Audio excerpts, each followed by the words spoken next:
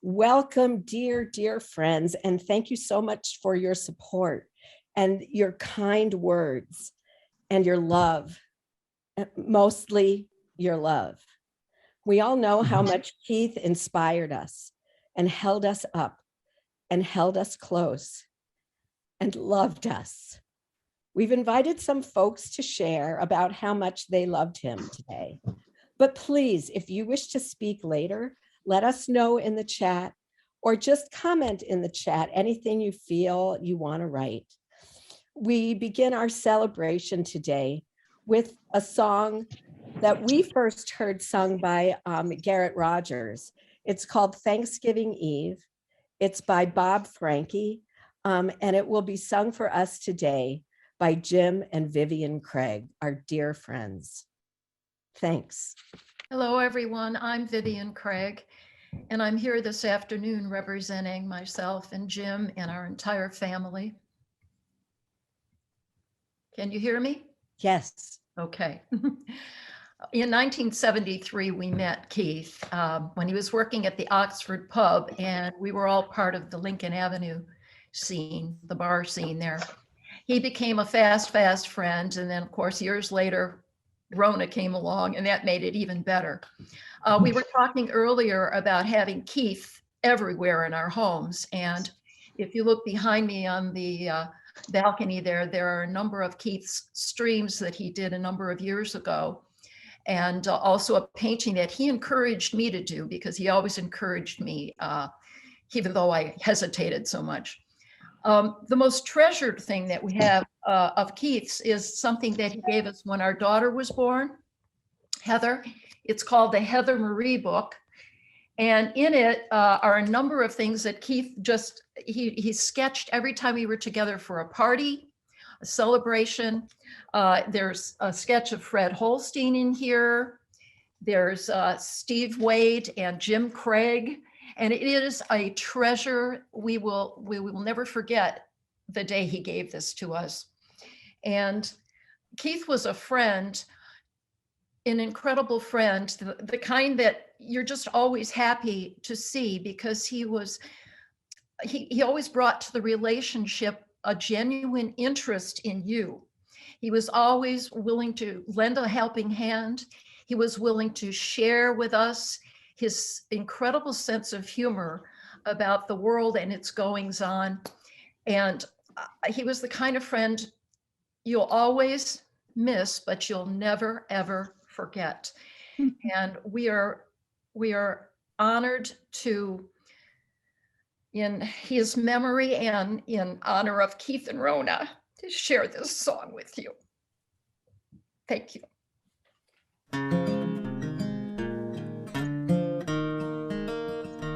It's so easy to dream of the days gone by. It's a hard thing to think of the times to come. But the grace to accept every moment as a gift is a gift that is given to some.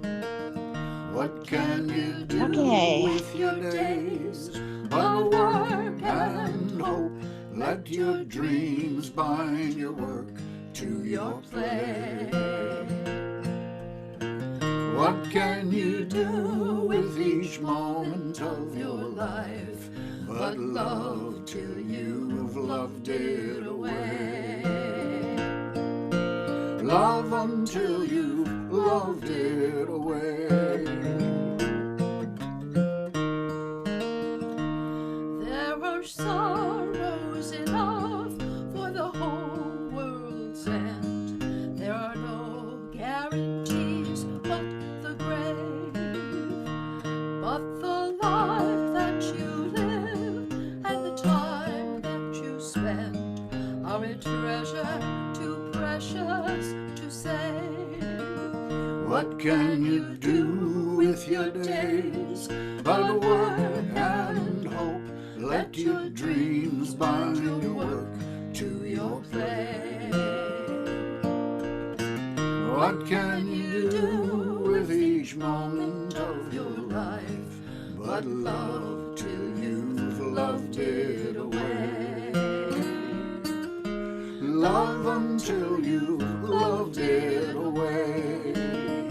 What can you do with your days but work and hope? Let your dreams bind your work to your play. What can you do with each moment of your life but love till you loved it away? Love until you loved it away.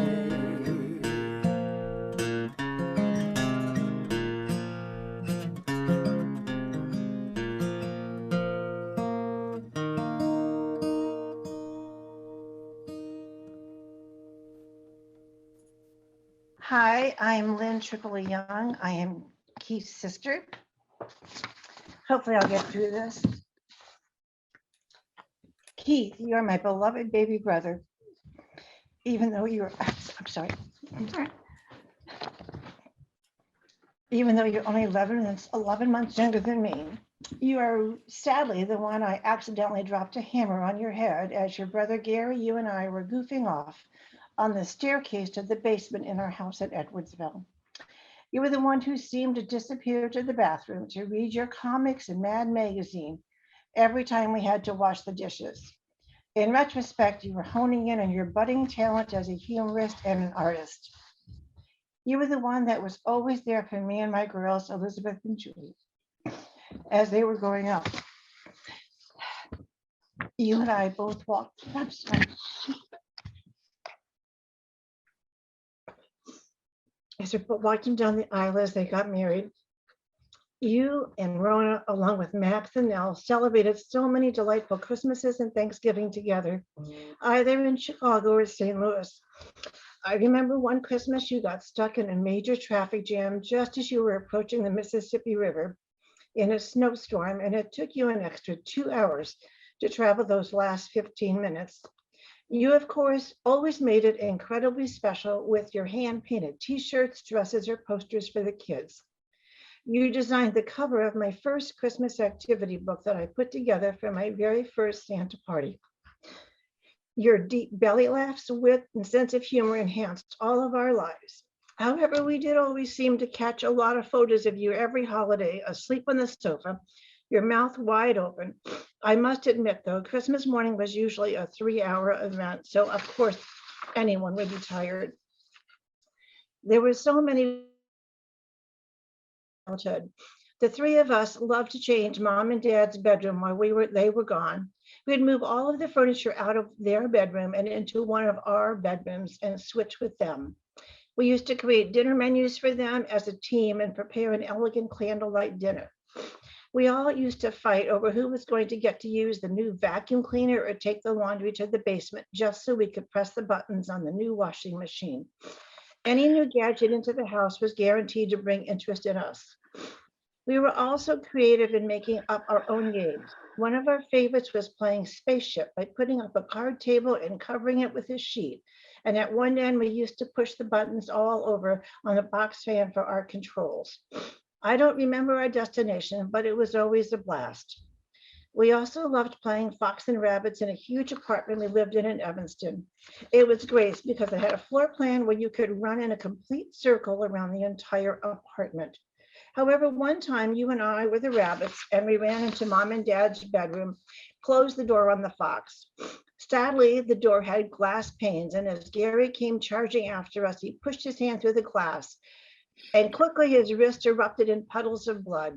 The only thing we could think to do was put towels around his wrist and rush him across the street to the corner pharmacist, where he quickly called the ambulance. One of my favorite memories was when you and I lived in Turkey with Mom and Dad, and they took us to a nightclub in Istanbul. They started a floor show where belly dancers were performing on stage, and then all of a sudden, one of them jumped up on top of our table, shaking and dancing all around. I thought your eyes were going to pop right out of your head. You were only 15 at the time. You and Gary had your share of teasing me, by taking your pointer finger and wrapping it over your thumb and then boinging me in my upper arm. Another one of your favorite jokes was telling me there was something on my shirt, and as I looked down, you'd quickly raise your finger up and hit me in the nose. That continued until recently. Keith, you are not just my brother, but an incredible friend. You were always by my side, either through phone calls or in person, at all the twists and turns of my life. Gary and I used to joke about how marvelous it was that you and Rona were the constant married couple in our lives. You both outvowed us. I think it's a testament of your love and devotion to Rona, Max, and Nell. They were your world, and most recently, Carrie, Shepard, and Aaron became cherished members of that world too. You were a man of many worlds, Keith, and that has had a profound effect on us all. Your work at the NRCA gave you great personal satisfaction. Your work with the Oak Park Art League was a true gift to an art community. I loved all the times I got to go with you for one of your art shows or to watch you teach an art class to your young students. Your joy of going to the dog park almost every week built up a community of friends and dogs you dearly loved. Your work with Charlie Meyerson in the Chicago Public Square gave you a much needed outlet for your incredible political cartoons that are admired and loved by so many. That's the only good thing I can thank Trump for.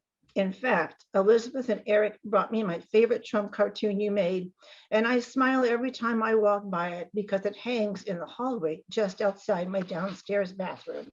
Need I say more?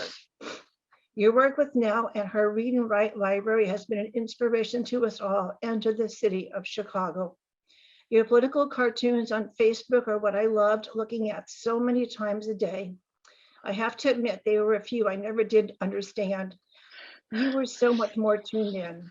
Well, dear brother, I am surrounded by a house full of your incredible artwork, drawings, cards, and most importantly, all the memories we shared together.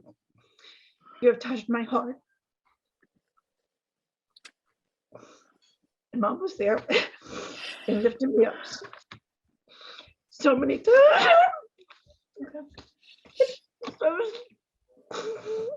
I love you, Keith. I'm Charlie Meyerson, and I assume it's my time to talk now. Someone stop me if it's not. One of my earliest memories of Keith has me sitting alongside him at an arena as our sons played hockey.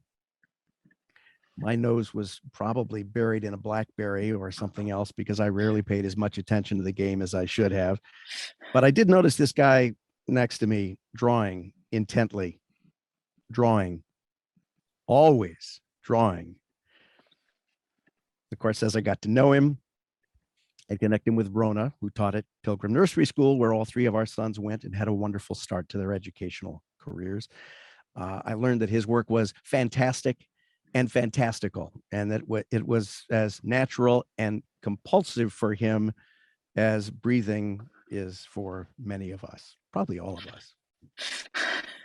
And I was honored to call him a friend and see his art around Oak Park and watch his leadership of the Oak Park Art League.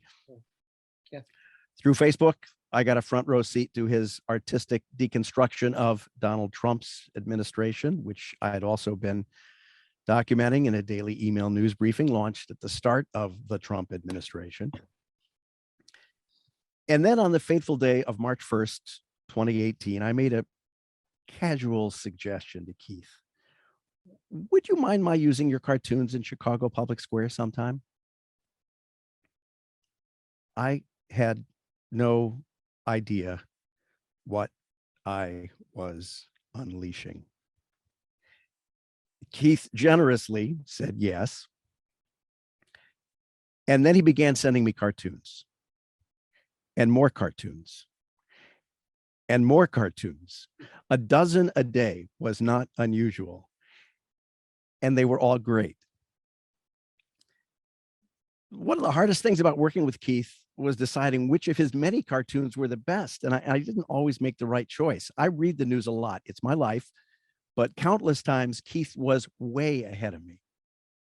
Sometimes I'd have to ask him to explain his cartoons because they hinged on developments that I'd missed, but that Keith, bless him, had caught. The upside of those occasions was that a cartoon that Keith would file on a Tuesday would make perfect sense by the time the news business caught up with him on Thursday. But of course, by then Keith would have filed another couple of dozen cartoons. And on those rare occasions when I'd flag an issue or make a suggestion, he always took it graciously, and typically for Keith would turn around and give me exactly what I'd asked for, often within minutes. The upshot of this collaboration, made in heaven, I would dare to say, was a handful of awards for Keith and for Chicago Public Square because of Keith. The Chicago Headline Club Peter Lisagor Award for Best Illustration, top spot in the Chicago Reader's Best of Chicago poll for Best Visual Artist. And we were co-honorees in a Lisagor Award for Best Independent Blog, awards that we were lucky to celebrate with Keith and Rona during what Pam and I, my wife, refer to as the eye of the pandemic, one of our few dinners out this most recent year. It was a joyous occasion. Just this week, we got some news that I hope would have put a smile on Keith's face. The Chicago Reader's Best of Chicago poll finalist list is out, and Keith is right up there again, contending for Best Visual Artist and Best Comics Illustrator. I think he would have preferred Best Comics Illustrator. He was, he never shied away from the word cartoon or cartoonist, bless him. And his work is also essential to Chicago Public Square's status as a finalist for Best Email Newsletter and Best Blog. So don't forget to vote. Do it for Keith. Go to the Chicago Reader website later today. Vote for Keith. Vote for him twice. Best Visual Artist and Best Comics Illustrator, please. I knew Keith wasn't well when his flood of cartoons trickled to just 3 or 2, and then 1 maybe a day. On November 16th, he sent me a cartoon that he apparently considered incomplete. Looked fine to me, but his subject line read, "Sorry, they thought admitting me was more important than letting me finish my drawing." He managed to eke out a final one 3 days later. It was captioned, "Happy Thanksgiving." And it was a drawing of a donkey toasting a holiday dinner saying, "We have much to be thankful for," as an elephant grabbed for the food and drink saying, "Give me that." I feared the end was near when Keith sent me an email 4 days after that, one without a cartoon. Characteristically, though, for Keith, it expressed compassion. It said, "Enjoy the holiday and your beautiful family." As the 10 a.m. deadline for Chicago Public Square rolls around every weekday, I can't shake the feeling that something's missing, that I should check my email one last time to see what Keith has sent. It's not there. But my gratitude for his friendship and his brilliance is every day. Hi, I'm Karen Anderson. I met Keith in the late 60s. I was still in high school. And a couple of years later, when I went to the U of I got to know him so much better, and I introduced him to my brand new boyfriend, Kimball, who also became a good friend. Just last week, Kimball and I went downstate to an Illini basketball game, and I was thinking about Keith throughout the game because he and I always touched base whenever one of us attended or viewed a game. I really felt the loss of him not being here. One of the Illini outings we shared was when he and I drove to St. Louis for the 2005 Final Four. We stayed with Lynn, and we watched the Illini win their first game and lose the championship game. And then Keith said, "Of course, we'll just drive home tonight." So we did. Let me tell you about the most unusual thing we ever did. Spending the night outside the United Center. You might ask, why on earth did we do that? Well, it was during the Jordan heyday. Our children were complaining they didn't get to go to the games. Back then, in the old days, you had to wait in line to buy tickets. On the day that single tickets would go on sale, the box office would open. Well, the Bulls were so popular that they allowed people to start lining up outside the United Center overnight. So we did that. We brought a sandwich and a sleeping bag and chatted with other rabid fans for a while and actually got a few hours of sleep. We got pretty crummy tickets too, but but we did get some and took our families. Most of the things we did together were much more mundane, like hanging out at the pool at the U of I during finals week, or after we ended up back in Chicago, I would frequently walk the stroller with my daughter Alexis in it over to Oxford Pub when Keith was working, so I'd have a little company in the evening. Kimball was always working late. Rhona was our first nanny for Alexis. She and Nell are only 8 days apart, and we had a lot of wonderful family time. We soon decided that wasn't a great use of Rhona's time, but didn't stop our times together. Sometimes Keith would pick Alexis up from preschool and bring her to their house, and then I'd join them after I was done working. Rhona would make us dinner, we'd play with the girls, I'd read a bedtime story, and then we'd go back home. We had so many outings at the zoo and how many street fairs, I cannot even count. As you know, drawing was ingrained in Keith. How many of us started the day the last few years checking on Facebook for Keith's latest cartoon? For the Andersons, Keith's drawings were part of our lives, starting with our wedding invitation, then the birth announcements for each of our daughters, and of course the Christmas cards with which so many of you are familiar. For over 30 years, Keith drew a cartoon Christmas card, and he'd order the envelopes and the paper. He would hand print 300 copies, and he'd personally deliver them to our door. He was so generous with his time and with his talent. This year, we so loved sending our card that, well, every year we used to send over 300. As other people were cutting back, we would add more people because we just thought sharing this drawing was such a nice thing to do. This past Christmas, we didn't have the heart to send a card. We emailed those on our card list the reason why there wouldn't be a Taylor original this year. So many of our friends who only knew Keith through the cards replied with similar sentiments like this one. I enjoyed how with such wit and wisdom, he captured the life of the Anderson family.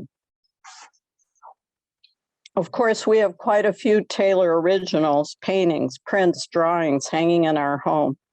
The other Keith artwork that's unique to us are t-shirts.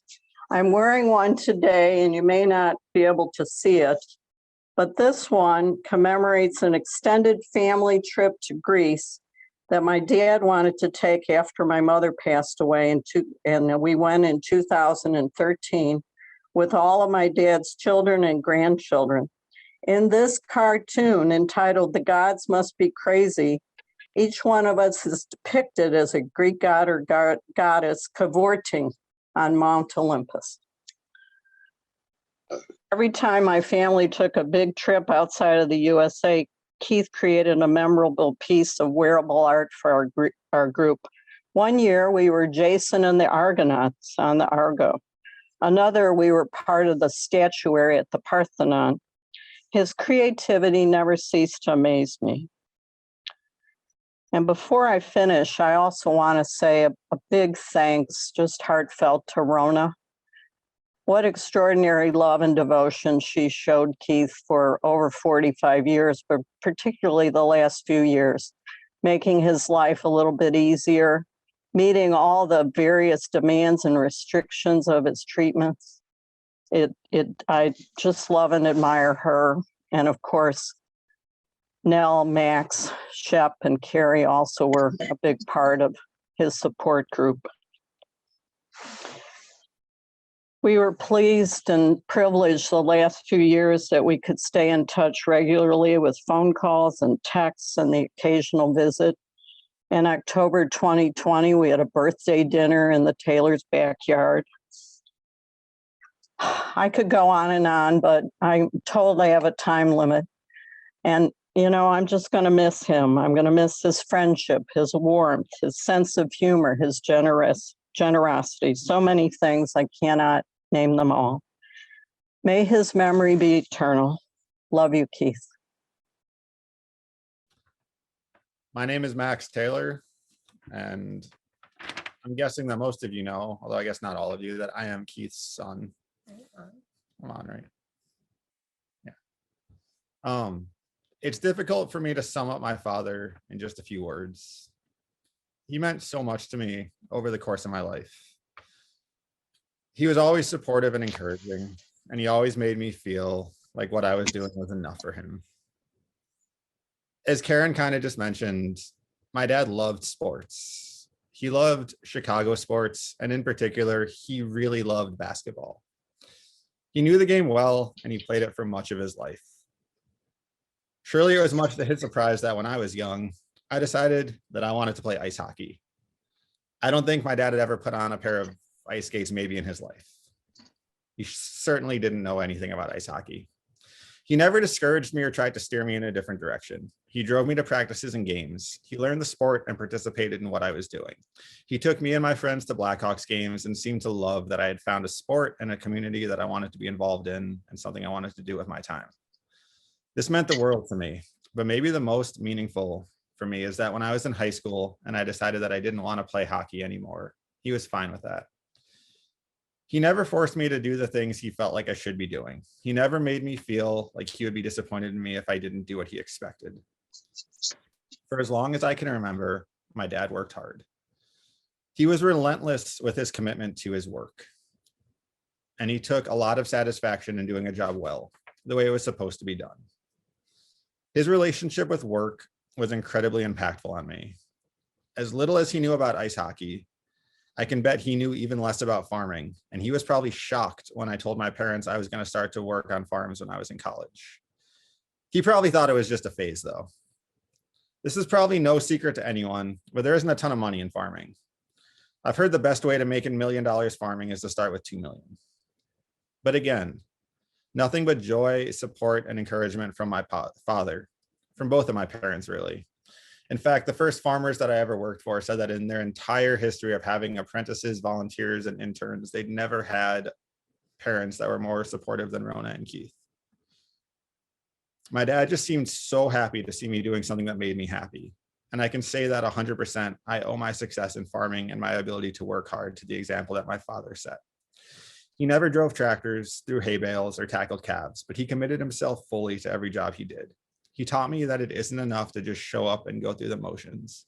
He taught me that you do what the job demands of you, and you don't do the work for your boss. It's not for your paycheck. It's not about that. You work hard for yourself, for your own satisfaction. My dad was a man who loved to laugh, and he loved to make other people laugh. He sparked so much joy in other people's lives, and it felt incredible to watch my son, Shepard, spark so much joy in my dad. Really, it was very reciprocal. Shepard loved his grandpa, and my dad loved his grandson. My dad had Shep call him Grandpa because he felt like he was grumpy, and so he thought Grandpa would be funny. Honestly, when Keith told me this, it made my eyes roll so hard. I could not believe that he wanted us to call him Grandpa. We even tried to talk him out of it, but that's kind of my dad in a nutshell. He told some of the funniest jokes I've ever heard, and just some of the worst.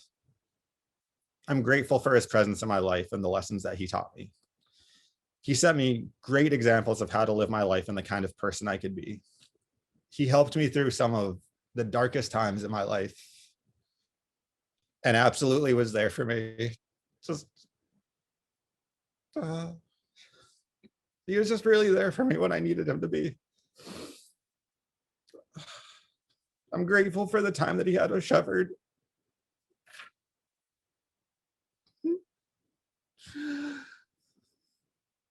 We're just sorry that there isn't more.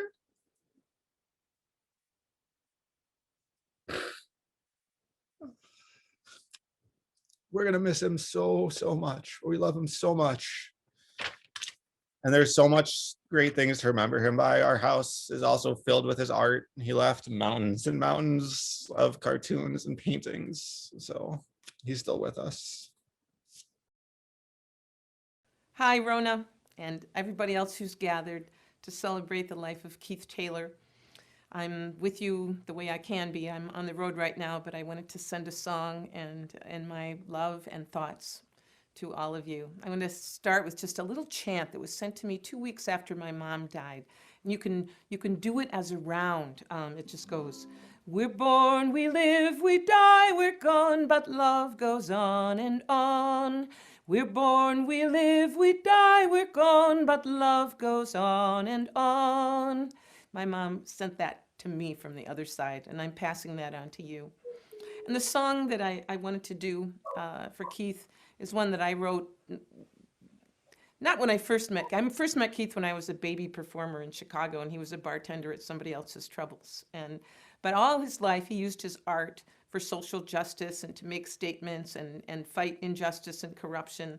And so I wrote this song at a retreat involving artists and musicians who all were envisioning a better world. So I send this on in that spirit to all of you today at your memorial. Quiet Hills.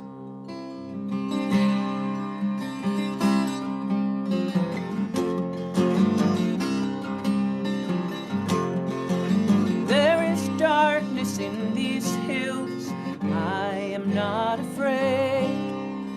There is darkness in these hills, I am not afraid. There is darkness in these hills, though some may tremble, I am still. Hope lives in these quiet hills. Ooh. There is darkness in the land, I seek the taste of hope. There is darkness in the land, I seek the taste of hope. There is darkness in the land, with sorrows more than we can stand. Hope lives in these quiet hills. Ooh. There is darkness in my heart, but the taste of hope is sweet. There is darkness in my heart, the taste of hope is sweet. There is darkness in my heart, yet I can feel the healing start. Hope lives in these quiet hills. Ooh.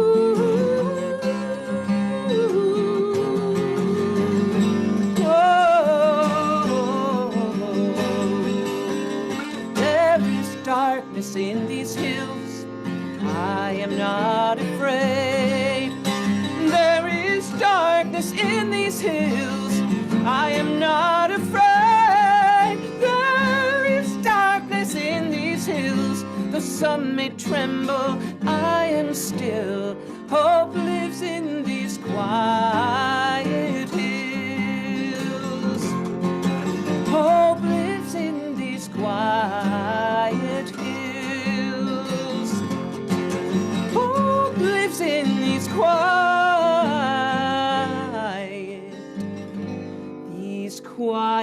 hills. Ooh.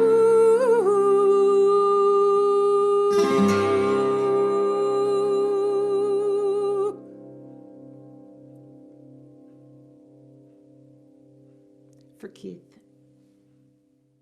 I think, like my brother Max, a lot of you know me as well.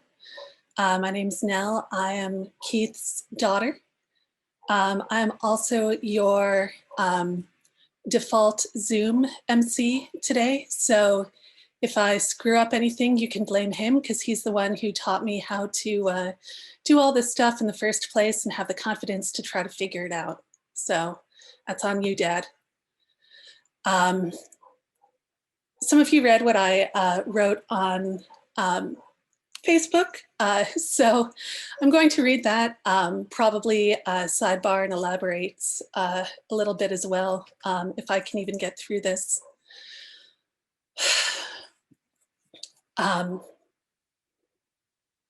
So about a month ago, I wrote that it feels impossible to write that my dad is gone, and it's still very much does. And I think it will for probably forever. And I think that goes to say with probably everybody on this call and everybody who couldn't join us as well, and people who barely knew him or only knew him through Facebook. So my dad wasn't just my biggest champion, he was everyone's biggest champion. Originally, I wrote whether he knew you for 70 years or 2 hours, but I had to change that to whether he knew you for 70 years or 20 minutes. He cared endlessly and deeply about you, your family, your dogs, and your ambitions. He also cared deeply for justice in the world, and he used his massive talent as a cartoonist and humorist to call out hypocrisy, bullshit, hate, and willful ignorance. I've often said that I feel like I won the parent lottery with Keith and Rhona, and especially the power that comes with the two of them combined. There are so many things my dad taught me. I was drawing and cartooning with him from the day I could hold a crayon. And it was really only 1 crayon or maximum 8 crayons, because he would never let me get one of those big fancy like 64 things of crayons, because he wanted me to be able to make any color that I wanted to just by mixing the colors of crayons. He always had sketchbooks with him. So I always had my sketchbooks. He had a giant bag of pens, so I had a giant bag of pens. I even tried having the gross drawing glove, and it didn't work out for me. I tried the drafting table, and that didn't work out for me either. But I just think about, still to this day, the things that have stuck: the giant bag of pens, the sketchbooks, always on me, always with me. And it was so wonderful going through so many of his drawings and photos and things that he took, and how much I want to go and document his studio still, and to see that he'd done so much of that with all of his photos of his gloves and his pens and his setup and his work in progress. I think that really speaks to one of the things that Max said, where so much of what was so incredible about what our dad did was how he did it for the sake of doing it. He didn't have a problem showing you a work in progress, because to him, it was doing the work itself. It was getting the idea out there that was important, not whether it was perfect. And that's something that he really carried with him in the years doing his political cartoons, where what mattered was just getting the idea out as quick as possible. My last lucid interaction with him was giving him shit about having the occupational therapists work with him on being able to hold a pen again so that he could get back to drawing. When he first went into the hospital this time, he'd made sure to tell my mom, not only get my bag of pens, but get this specific eraser. Those things that just really mattered to him about being able to have the things that helped him through and made him who he was by his side. And then I had to give him more shit with the occupational therapist, changing that priority to making sure he could get back on Facebook to connect with all his fans. He couldn't speak at that point, but he gave me one of those looks we gave each other countless times over the years in our battles of wits and shit giving. That was the day before he passed away, when we were told it would be a long road to recovery, but that he would be going home. Besides the world of underground comics, archival pens, sketchbook piles, and annual trips to Wizard World as a kid, he also took it upon himself to teach me anything he happened to be teaching himself at the time. So I learned Photoshop and Quark Express and read the various Mac Bibles with him in middle school. I learned hardware and software, and most importantly, I learned how to learn on my own and teach myself, driven by my own curiosity, the way he always did. The most significant thing he taught me wasn't a hard skill, though. It was the importance of community and history and keeping relationships alive and making sure amazing people knew each other and knew how amazing they were. I feel so grateful to have gotten to be part of my dad's many communities, so many of you who are here today. From playing pinball and drinking my cranberry and orange juice cocktails as a kid at Orphans on Lincoln Avenue, where he bartended, and then later on at the Beat Kitchen, so many shows and classes at the Old Town School, gallery openings for friends and at the Art League, hanging out while he played basketball at the Y, hanging out at Chicago Stadium watching Jordan and Pippen when no one cared about the Bulls and we had our choice of seats.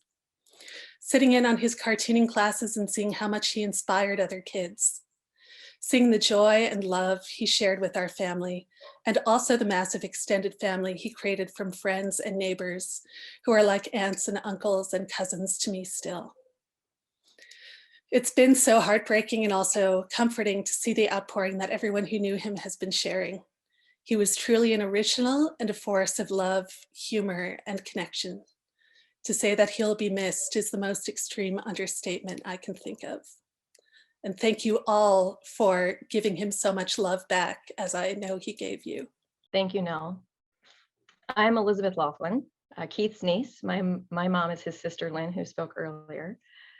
And it really is amazing to hear all the stories and memories of Keith from everyone today. We could probably all speak for hours and days about how much he has brightened each of our lives. I'll do my best to keep this to a few minutes, but man, it's really hard to contain everything. And so I'm going to have some picture assistance to try to communicate some of the memories that we have. So I'm going to go ahead and share my screen and hopefully this will work. Let's see here. This one. Right. Share screen. Okay. Great. All right. And then I'm going to do this. All right, guys. Okay, great. All right, so I'll start by sharing some of my favorite memories with my Uncle Keith and what I love most about him. And to start, I just want to say how much I love Keith's ability to make things fun. As a kid, I would always get excited when Uncle Keith and Aunt Rona would come to visit us with Nell and Max. I remember their many visits to St. Louis for the 4th of July and the Ames Place parades, which is pictured here, as well as many Christmases in St. Louis, as you can see. Keith would bring smiles to our faces with jokes, cartoons, and games. One thing that stands out from over the years is seeing Keith and my mom poke fun at each other. As a kid, anyone making fun of your mom is guaranteed to elicit laughs, but it was especially fun seeing the two of them fall into old sibling habits as if they were kids again every time they got together. Even in the hospital in December, the two of them still gave each other crap and could make each other laugh.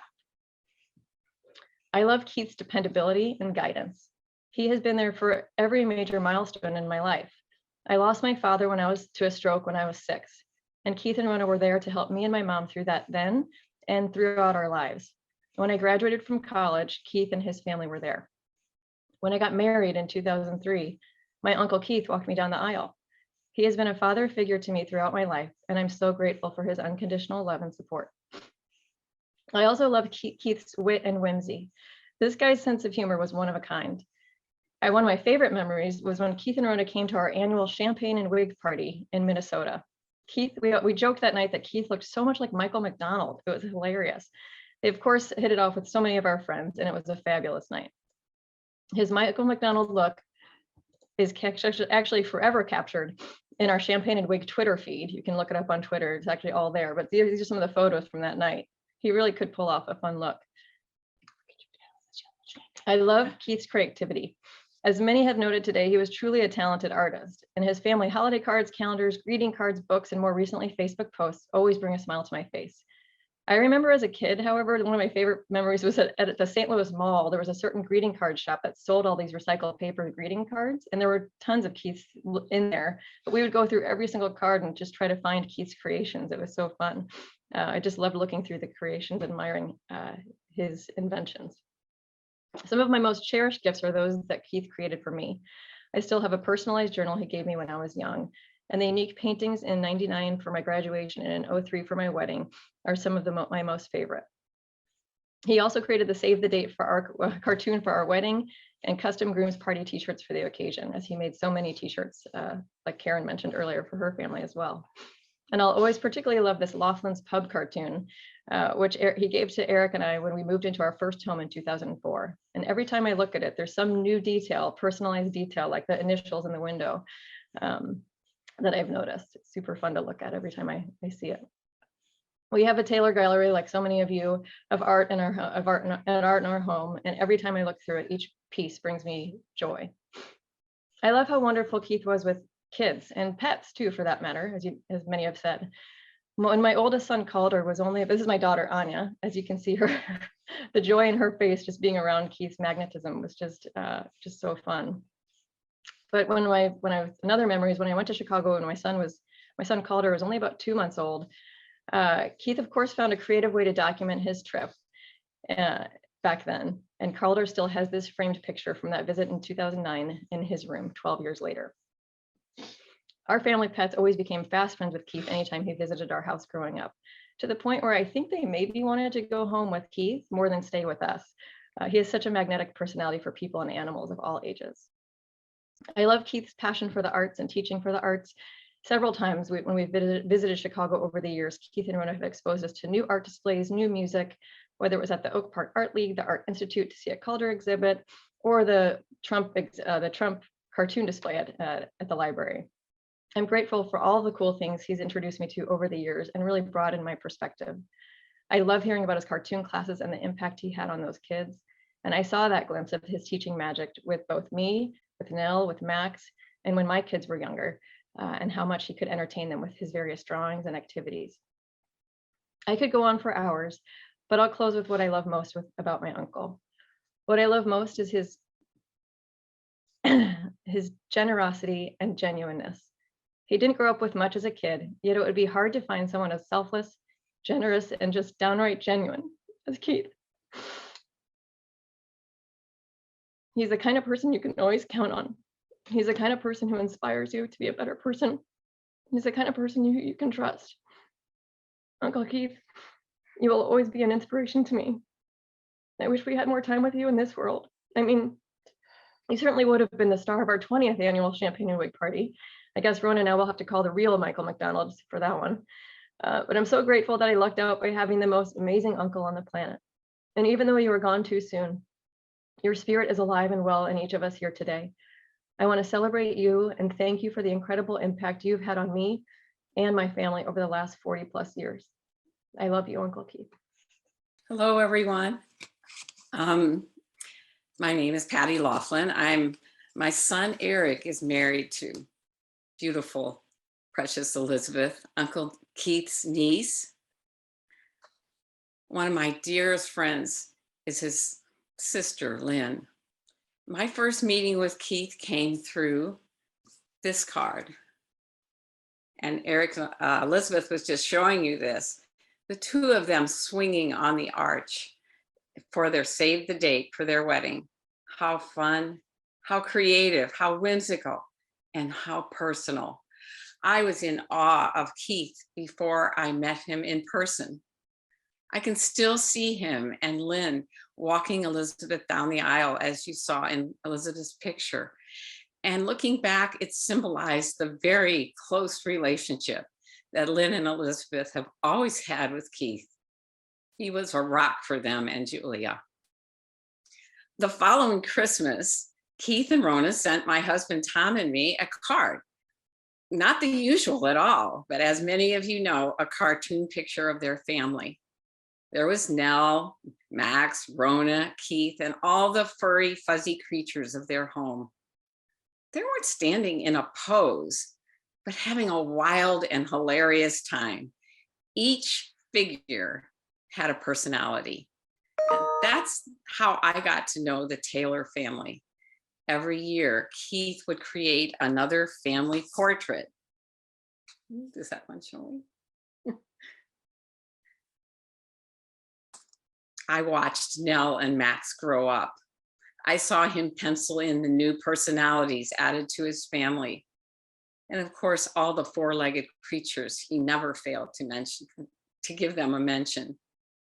They say a picture is worth 1,000 words. Well, Keith shared his family with his cartoons. The pictures, they showed a lot of crazy fun together in their family and palpable love that leapt from the card right into our hearts. Even though I rarely saw Keith over the next 18 years as we lived in different towns, I still felt close to him. He spoke proud words to me of Nell and her underground library, Max and his organic farm, and of course, Rhona, the love of his life. He treasured the newer members of his family, Aaron, Carrie, and young Shepherd. Through Lynn, his sister, I learned much about his art and enthusiasm for life. She, Gary, and Keith exemplified a strong, strong family bond. And through Elizabeth and Julia, I saw his nurturing character. So to each of you in his devoted family, Tom and I send our deepest condolences. And to Keith, thank you for the hundreds of times you made me smile and laugh. You are a bonus gift in my life. God bless you. Hi, my name is Julia Spalding, and I was lucky enough to call Keith my uncle.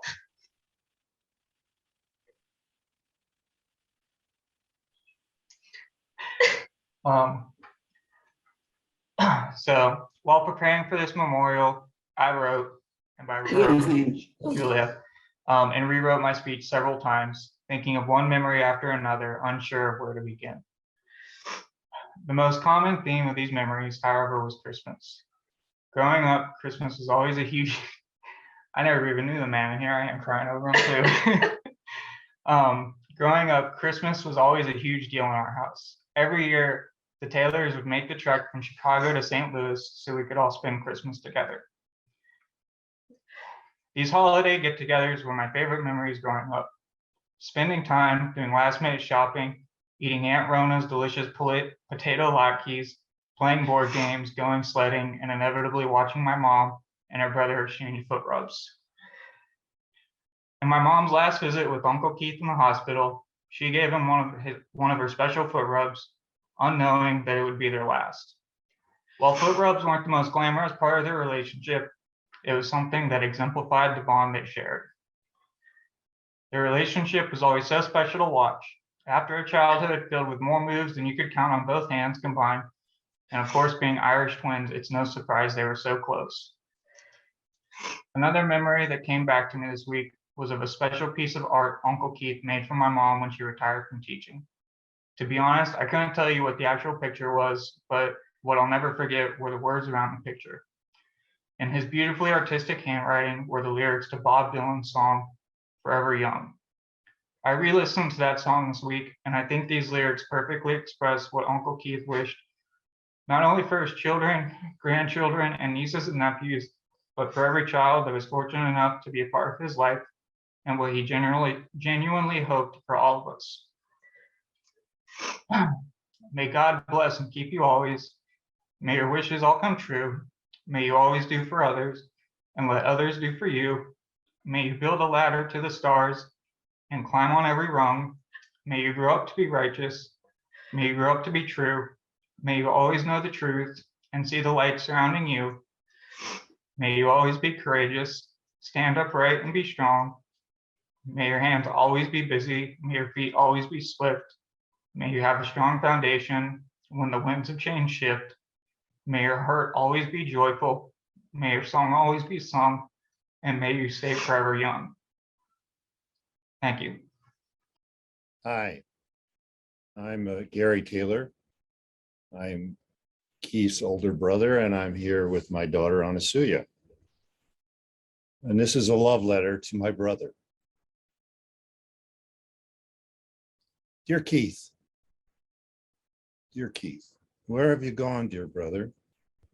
I know your body is no longer here for phone or Zoom, or rarer yet, for in person, but it is certainly accurate to say since our early years with families of our own, such contact had regrettably only diminished, especially since I lived and worked a large part of that time in Asia. I do know you will live in memory.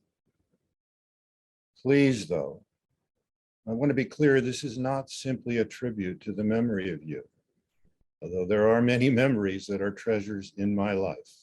I remember when I was 3 years old, Mom and Dad brought you through the door of our apartment in Bethlehem, Pennsylvania, and I got to sit on the couch and hold you. There you were, born in Bethlehem, wrapped and swaddled in clothes, asleep on my lap. I suspect it was that moment you captured my heart, and I became your big brother. I have never regretted assuming the relationship of big brother. My only regret, perhaps, is that over the years I failed to tease you enough about being born in Bethlehem and wrapped in swaddling clothes.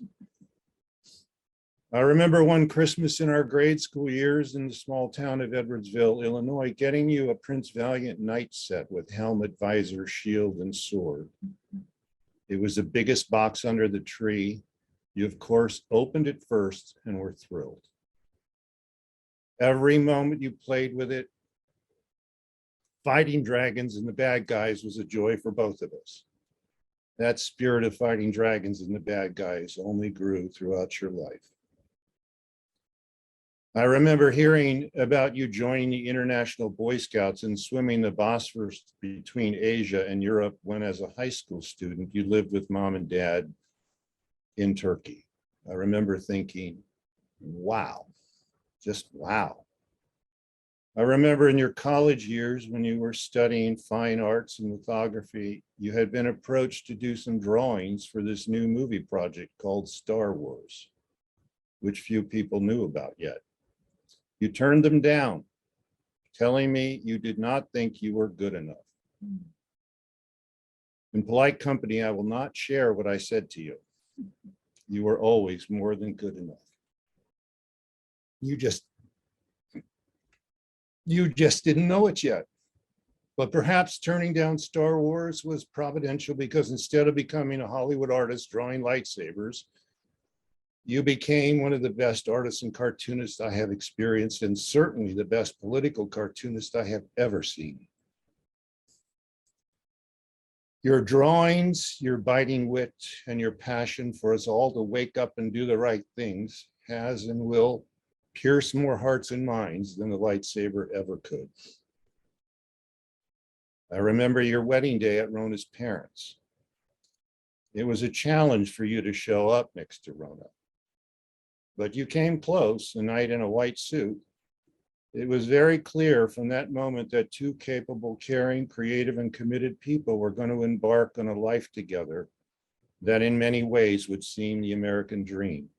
Kids, look how amazing they turned out.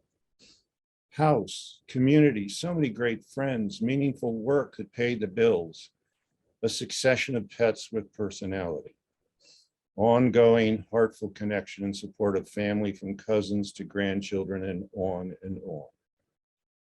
You and Rona have lived a creative life with flair and passion. Nothing has been ordinary around you, and you have passed that on to Nell and Max and all of us. I remember the time you, Lynn, and I went to cousin David's daughter's wedding, and the three of us shared a motel room for a couple of nights. We three have always had grand fun together, but that was especially fun. We were constantly switching sides, teaming up to tease each other. We seriously ticked you off, teasing you about your cute butt sticking up in the air as you were trying to nap. You definitely managed to give us the finger without turning over. Lynn and I laughed so hard, so proud of ourselves. You joined the laughter in short order. Another of my few regrets in life is that we never made it happen to take a trip together again, even though we often talked about it. There are so many more times in memory that I could share. I know that you know these memories, as especially in the last few weeks, I have shared them with you in dreams and in quiet moments and we will continue the reminiscing. But others have their own treasured memories they enjoy, and some have more to share. So I'll stop with the memories. But back to my question, dear brother, where have you gone? For me, the answer is self-evident. You have gone nowhere. In the most important sense, yes, your body's no longer with us, and I miss that so very much.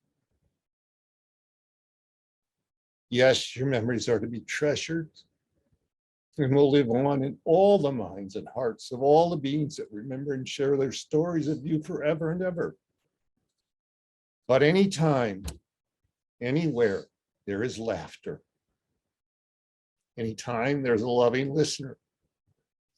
Anytime there is a how can I help? Anytime there is making an ordinary moment a bit magical. For those times and more, I know you're there, for there is something immortal in all of us. I have, sweet brother, that gift of immortal recognition coming from you. I did not know it then when at 3 years old with you wrapped in swaddling clothes, you were asleep on my lap. But now I know we were connected long before that moment, and we will remain connected for all that is yet to come. Thank you for allowing me to be your big brother and forever friend. Love and blessings, Gary. P.S. One more thing. Please forgive me for almost thwarting your true calling when you came back to live with me in the U.S. to finish high school. I kept haranguing you to do your homework, so you had to escape to the bathroom to draw and be at peace. Thank God you did. I'm Paul Gerwin. Keith and I worked side by side at NRCA for 16 years. First, I'd like to thank Rona, Nell, and Max for asking me to be here today.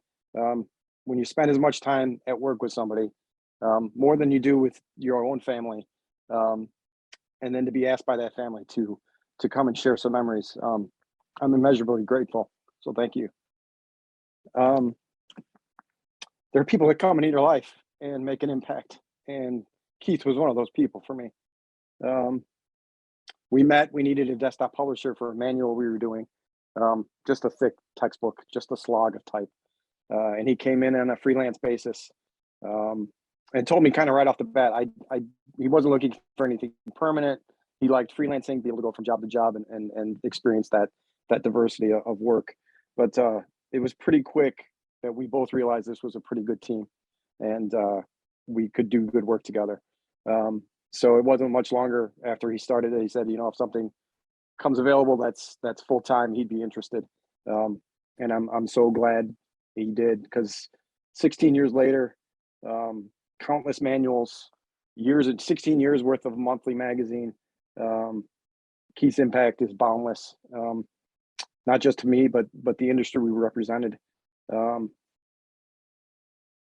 roles producing those books is kind of behind the scenes. He's was the wizard behind the curtain, so to say. But his efforts, his dedication to precision, his dedication to and his pride to a job well done, have made a huge impact on the industry that we represent and the work that we did for that industry. The designs and the layouts that we created that he helped create are going to go on for a long time, if not forever, in those manuals and in those books. But above all of that, he was a friend. He would go through a wall for me, and I would have gladly gone through a wall for him. When the stress of the job became too much, and usually after I chucked the pencil across the office because something didn't go right, he was the first one in my office to with a witty quip and a biting repartee that got me back and got me focused. I tried to do the same for him, and hopefully we got through it together. Some of me and my colleagues, we got a kick out of, like Max was saying, we got a kick out of the fact that he wanted to be called Grandpa. We just thought that was fantastic, and kind of, we just thought it was fantastic. Because because, you know, however grumpy I may get at work, or how grumpy he may get in the office, it came from a place of passion. Again, it was that dedication to a job well done and wanting to get that job perfect. You know, I miss walking across the hallway and asking him, "Hey Keith, do you remember this job from 10 years ago?" And him having the file up and loaded within 30 seconds, so we could proceed. I used to have that memory. I don't know how he kept the memory from jobs that we did, no matter how small.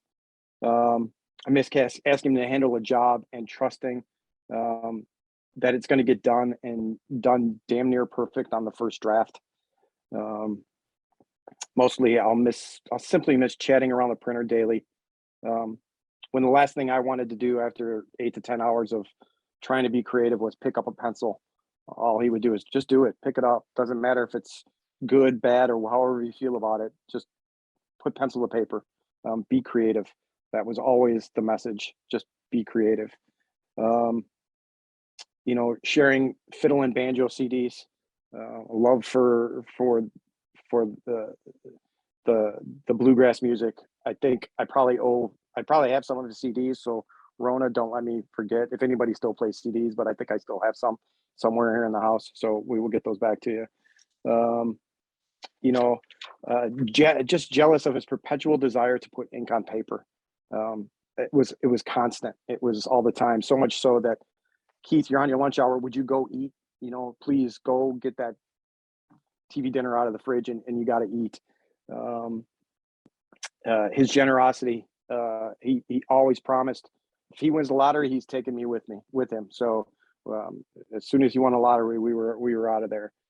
Although I don't think we would be able to, because the work was what we were there for, and we were happy to do the work, and we wanted to do the work. Again, sitting around the printer in his office, having him tell stories about Rona's students and what funny things they did or how she had to deal with them. So proud of the fact of what Max and Nell were doing to provide for others. It was an immense source of pride for him, and something he was happy to brag about.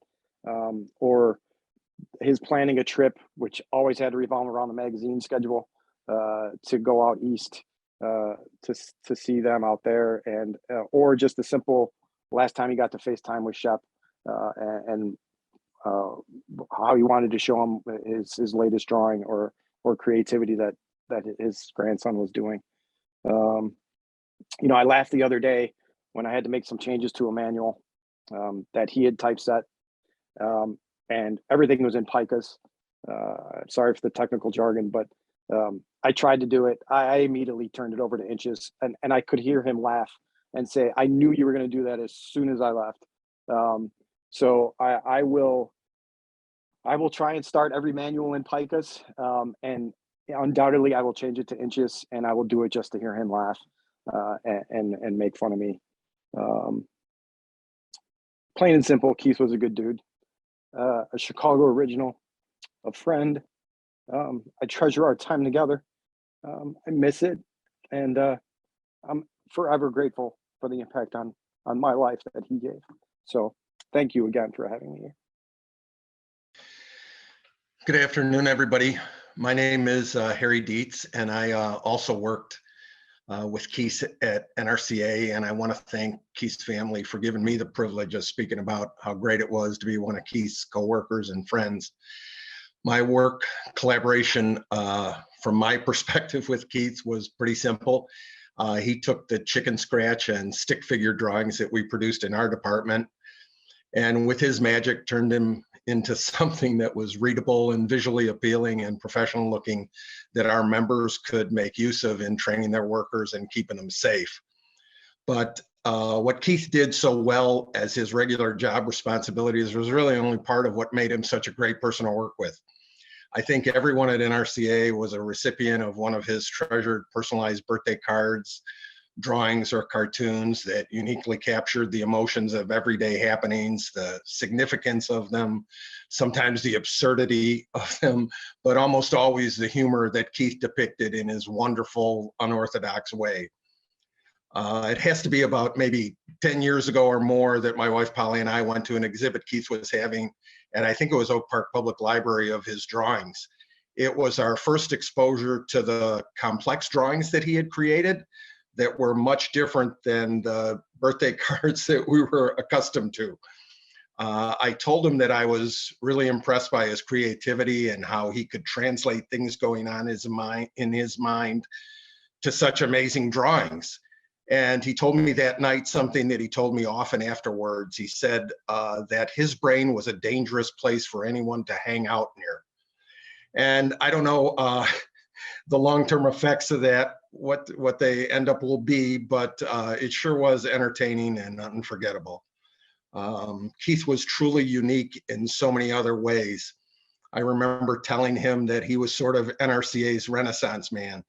It seems like no matter what the topic, sports, music, politics, whatever, Keith would catch all the obscure references that anyone made during a conversation and would always seem to have some unusual personal connection or insight into the topic that would leave us enlightened or shocked, or more than likely just laughing our heads off. So Keith was the best kind of coworker. His office was one of the first stops in the morning for news analysis of the previous day and an initial cup of laughter to help get you through your workday. We're gonna miss Keith so much. And we do have a pretty good catalog of visual things to remember Keith by: cards, drawings, and cartoons. Some of them I have. But something that I'll remember most about Keith that came through in so many conversations was his love, respect, and admiration for his family. Among all his talents, his love and dedication to them is what I was always impressed by and what I'll remember the most about him. And I really appreciate the chance to talk about what a valued friend he was. Thank you. Hi, my name is Ken Sadak, and my relationship with Keith goes back to the days on Lincoln Avenue when he would draw them and I would drink them. And when I say draw, I mean draw from a tap, not just with his pen and pencil. But so I kind of knew Keith a little bit because of his work on Lincoln, and I was a musician who was working at the clubs. But then he and Howard Rosenblum and David Green and their families and people purchased a 3-flat in Humboldt Park on the boulevard and became urban pioneers. And those were some pretty rough days in that neighborhood. And eventually, to make a long story short, I ended up living there. Mark Hannon ended up living there with his family and Keith. And all of our wives had jobs, which allowed us to be artists, which basically means bums at that particular point in our lives. We just did what we did. And we were very grateful. And Keith that's when I got to know him, when he was my landlord. A great landlord, by the way, and knowing Keith and Rona and Mark and Jane, those days I will always, always cherish, because our children were toddlers, and life was still, around the corner. Our future was not in the rearview mirror as it is increasingly now. But that's when I really came to understand not only was Keith a likable guy, like the likable guy that he kind of drew you to him as a bartender and as a character on Lincoln Avenue, but I got to know the man, who he was. And the best way I can put it, I mean, first of all, I was struck by the outpouring on Facebook when he passed, and everybody was saying the same thing. Nothing but high praise for his character, for his work, for his selflessness, for his dedication. And when that many people are saying something about you, good chance that it's true. And the way I looked at Keith was maybe even a step up from that. When we were in Humboldt, we were surrounded by gangbangers, heroin addicts, thieves, poverty, weekly gun battles on the street. But somehow I would look at Keith and I wouldn't see him getting rattled about it. I mean, he was aware, he wasn't stupid, but he didn't get rattled. And I used to think, well, man, if he's here, then it's okay. Because there's some element of strength and certainty that he brought. To me, he was almost like a guru in a way. He was so many things that I wished I was. And when he and Mark and I would spend the day together, we called ourselves the men of the village. And we would tell these little stories like, the women of the village have gone to gather the nuts and berries to bring the sustenance to our people. But the men of the village have gathered the children on the back porch, and it is good. And that kind of stuff, you know. So we laughed a lot. And if there's one thing that Hannon and Keith and I did more than anything was laugh. And I think I've stored up a lot of laughter from those days. Keith was hilarious. So was Mark. And all that laughing had to do somebody some good. Keith was as good a man as I have met in my life. And when I say good, I mean it in the etymological way. That good and God are related. I'm not sure what came first, which one is the chicken and which one is the egg.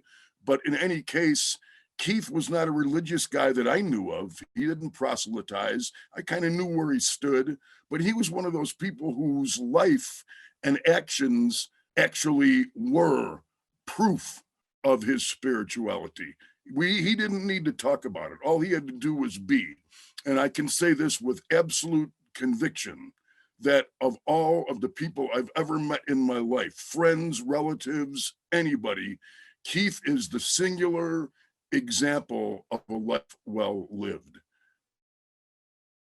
In the end, the love you make or the love you take is equal to the love you make.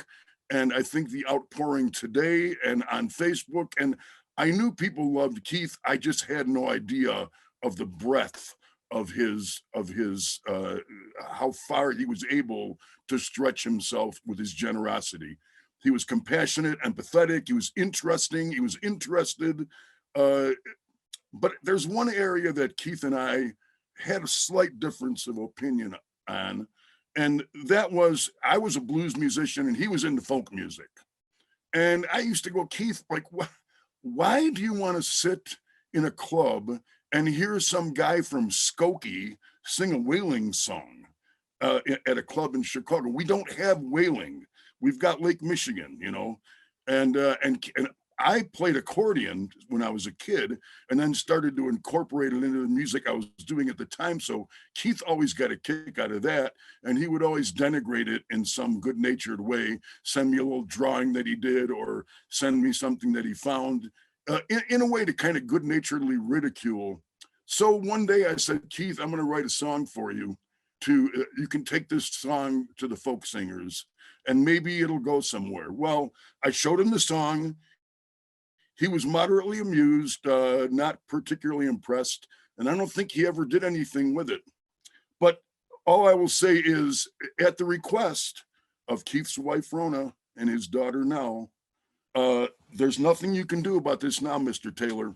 This is, I know you're among us, and you asked for it. What? We're going all the way with this.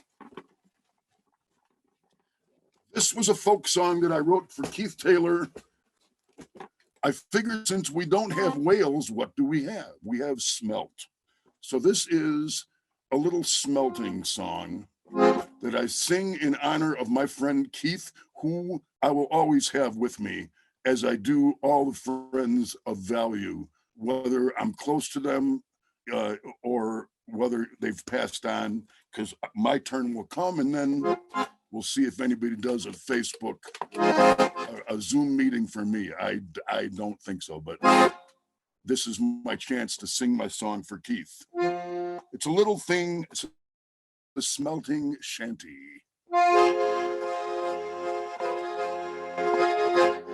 Well, I went down to Lake Michigan. To Lake Michigan I did go. With my smelting net and a frying pan and 3 pounds of Crisco.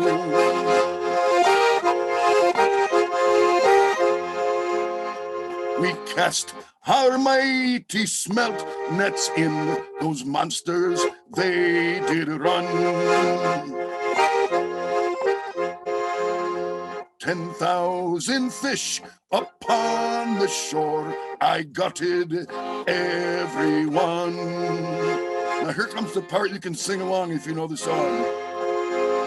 Oh, with a hey and a hi and a ho and a he and an H with every vowel. After eating all those greasy fish, I pray I'll move my bowels.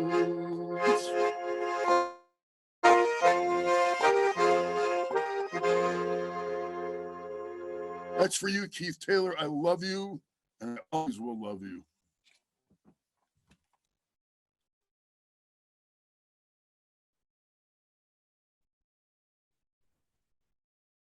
Hi, my name's Joe Coscuba. I'm here with my husband, Michael Zenis. Say hi, Michael. Hi. My brother Mike and I are the sons of Rona's sister of blessed memory, Jane. Keith was our beloved uncle. Thanks so much, family, for the opportunity to offer a few words on behalf of this part of the family. So I rallied the troops yesterday to share some of their thoughts with me. And I just wanted to talk first about my dad, Dan Coscuba, and some of his thoughts. And he had said to me that the greatest memory of Keith that my dad has shared with me was Keith going into a room, getting out his notebook and starting to cartoon. My dad remembers Keith as the consummate cartoonist. He would lay back, look around, and the ideas came into his head. He would put them on paper in a very short period of time once he identified that idea in his mind. Among the amazing work that Keith had done were the streams. He made one for my mom and dad when they were living in North Carolina. He captured North Carolina and all of its idiosyncrasies and did all kinds of stereotypical things, my dad said. He also pictured my dad reading a book, which is pretty par for the course. What a mind he had, my dad said. My dad will always remember going out to meals with Keith, whether in Arizona or here in New Jersey, where Keith would also draw on the paper placemats. He couldn't stop cartooning. It was integral to his life. And my dad fondly remembers always going home with a piece of work that Keith had worked on. My dad, who's a prolific book collector, really appreciated Keith sending him books. Keith had sent all of the books that he had published to my father. My dad would also send Keith books mostly on history, the history and architecture of Chicago, and books on cartooning. The last two books that my dad had received from Keith were, in my dad's words, his very sacrilegious looks at the former president that were so spot on and that we all deeply appreciated.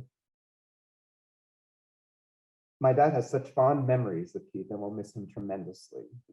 My dad also mentioned to me on the day after Keith had died that he leaves not only these good memories, but also an extraordinary body of work that we can all continue to enjoy. Above all, my father remembers Keith's wit, his insight into human nature, his political instincts, his fight for social justice. He was a master of the pulse of his times. And from my Aunt Susan, Rona's sister, Susan remembers how fun Keith was to be around and how quick he was with his wit and his comments. She also remembers how Keith would personalize all of the cards he made for the family. Keith also let me know how much her family loved him and how much they will miss him.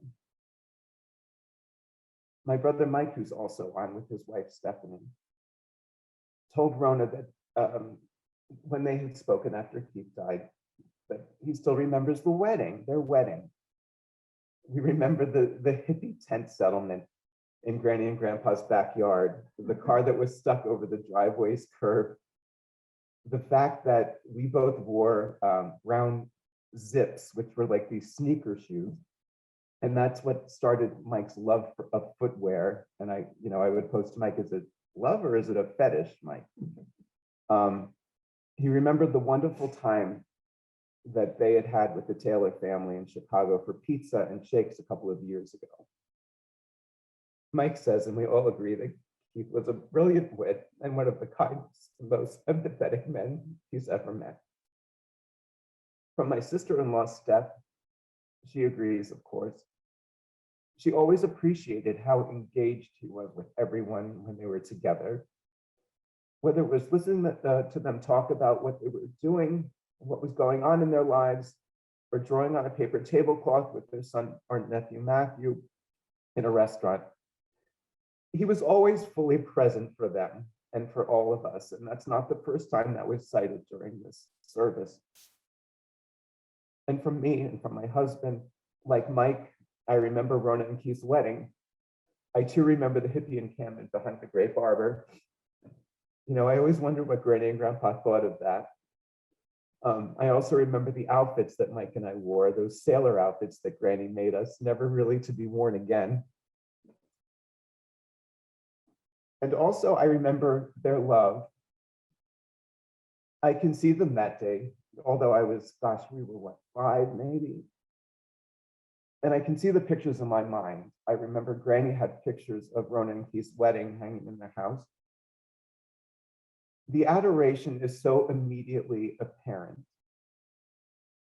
And when you look at recent pictures of Rona and Keith, it is the same expression of love as was on their wedding day. It never changed over those years. Their love for one another and their deep respect for each other endured and endures. That love is eternal and is something remarkable in this world, always to be cherished. What also endures is our love for this incredible, gifted, and empathetic man. We will always remember him and be thankful he was part of our lives. His memory is a blessing. Thank you, Rona. I actually knew Rona before I met Keith. We were actors in Chicago in the 70s and doing sketch comedy. So Rona, thank you for inviting me to be part of this amazing gathering. And thank you for bringing Keith into our lives. Patty and I, my wife Patty and I, were so sad to learn of Keith's passing. He has been so amazingly brave through these last few years and has truly inspired us. How he was able to find such strength and even find humor in it all was nothing short of astonishing. I think that's part of what made his artistry so deep and prolific.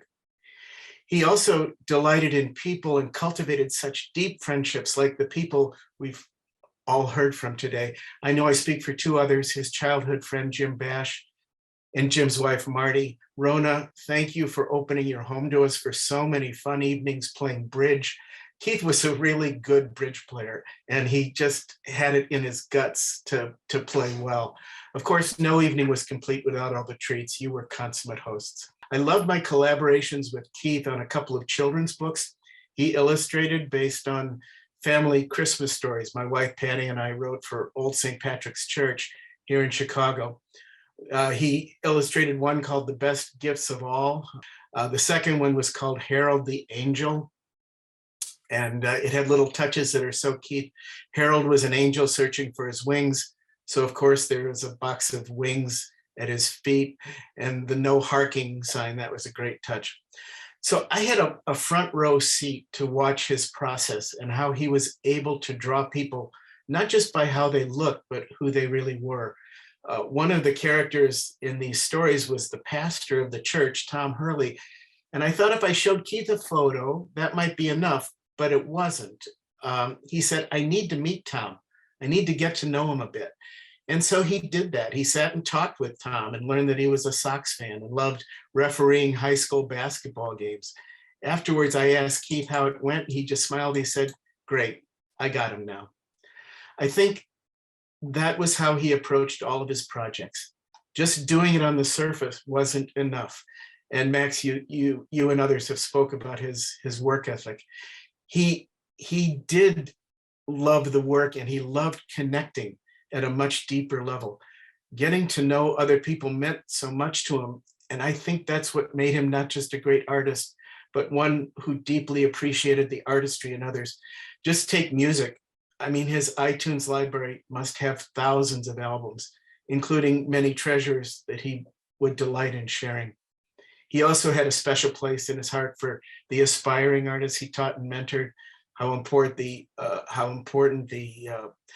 opal was to connect him with other artists and lovers of art. He was always in his element when he was connected to people. So I had a dream recently, and Keith was in it. He was working on another book about the Angels and, of course, the Cubs in the Ultimate World Series. In this book, he really drew the Angels well, and I think it was because he sat down with them and took the time to get to know them.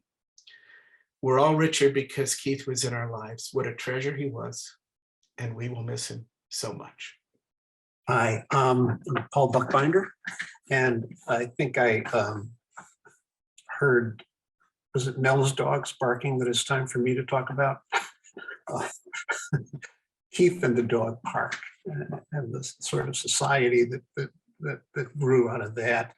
I'm really grateful that Rona asked me to speak on behalf of what we used to call the Dog Park Nation. It's the Oak Park Dog Park. That's where I got to know Keith. I moved from Oak Park a couple of years ago, but I'm even though sometimes I diss Facebook, I'm sort of grateful because it allowed me to keep a connection with Keith. And also thanks to Charlie in Public Square, I got to see him a lot too. For those of you who don't have a four-legged connection to Keith, you should know that the dog park can be the place to be, park, the place where pups led us to significant and lasting social connections. Keith, Rona, and Billy, their beautiful lab, were there from the beginning on weekend mornings on the grass ball fields of Ridgeland Common Park. But when the Park District exiled dogs from Lindbergh Park on the north side of Oak Park, Keith was the Chamber of Commerce welcoming them to Ridgeland. Then he became the police department, bellowing out, and I can still hear him loud to the whole park's attention that some roaming dog had done his business and for the owner to clean it up. One time he came to me with a bag load that my dog, Charlie Brown, had deposited and whispered to me that so as not to embarrass me for dereliction of my duty, and that's duty, D-U-T-Y. From then on, it was a running joke between us that I would tell Keith to go pick up my dog's deposits, and it would take me a quick dash to catch up with Keith, already on his way to do my job. And that was Keith, a few steps ahead, always willing to help. Then he was the health and sanitation department of the dog park. Because at the end of a 2-hour session on Saturday and Sunday, we would roam around and clean up piles of things so that a little right fielder wouldn't have to slip on it after he's chasing a fly ball. Anyway, when we got kicked out, Keith was on our search committee of an organization which we called FOOPTI, Friends of Oak Park Dogs. We just liked saying it. And we got a new dog park established. And once it was established, Keith then became the equivalent of shouting "Norm," like in Cheers, whenever anybody would enter the dog park. He would first shout out the dog's name. And then it wasn't till later that we, because it was dog park protocol, we didn't learn owners' names until 2 weeks. And Keith was the go-to person to find out what the name of the owner was. One of the things that Keith and I discussed was to decorate the barren north walls where the L train and trains came by, to decorate the walls with murals, and perhaps get students to do it some summer. We never got to realize that. But I hope if somebody can, or a group of somebodies can undertake a project that might be a fitting tribute to Keith's memory in Oak Park as well. As I've read the almost 400 Facebook tributes to Keith, I've read them all. I'm in awe of the number of ways he connected with us. People that I know that I didn't realize he knew. Each of us has a Keith story to cherish. I've heard so many of them. I mean, somebody said the words that people have used to describe him on those Facebook posts. It's just awesome. But this is what I wrote and what Rona asked me to share today. I knew a man. What a guy. Mensch, thy name is Keith. Cancer took his body, but couldn't conquer his generous heart. His quick mind, full of wit and humor, which worked its way to his artistic hands, which thankfully have made his legacy tangible. He is the mayor emeritus of the Oak Park Dog Park Nation, friend to our dogs, always engaging us, and in conversations remembering something in our daily lives. If there was ever a dog fight, Keith was the first one to jump in and grab that dog's leg so that nobody else got hurt. Most of us just backed away. He was a patient and loyal Chicago sports fan with passionate in-game expressions on Facebook of the failings and triumphs of his Bulls, Bears, Cubs, Illini, Wildcats, heck, even the women's basketball team, Chicago Sky. And out of respect, I am not mentioning the White Sox. He shared his days with us, from office window sunrises to cat poses, Blanche updates, 4+ years and volumes of Bang On and other disasters to lyrical late night streams. I loved reminiscing with him about our notorious Lincoln Avenue days, with his unique perspective from the other side of the bars, trying to one-up one another. I was there, man, was our folky scene experiences. The thing was, he was always there. From that day, we just coincidentally sat in the Loyola waiting room together, and he and Rona shared his preliminary diagnosis. I feared that this day would come, but I just wasn't ready for it so soon.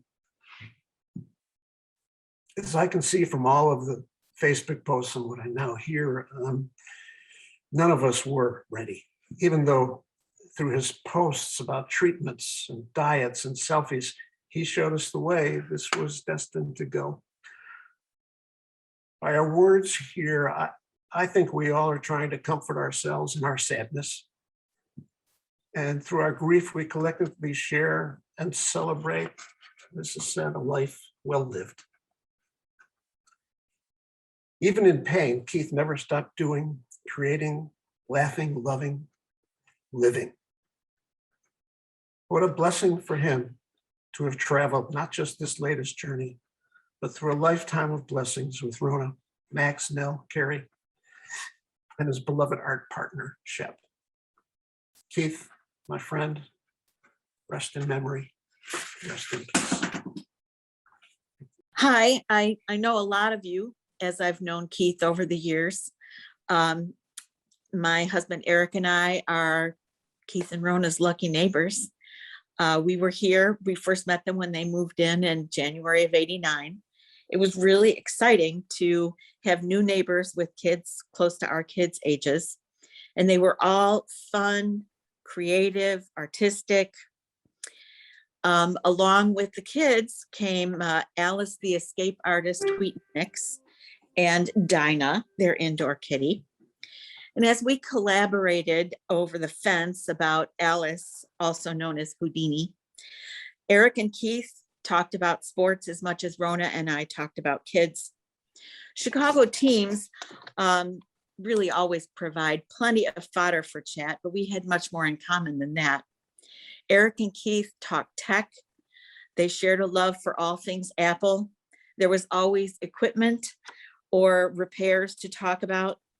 Over the years, we planned block parties, and Keith and Eric brought out the tables, grills, chairs, whatever was needed to encourage more of the neighbors to come on out.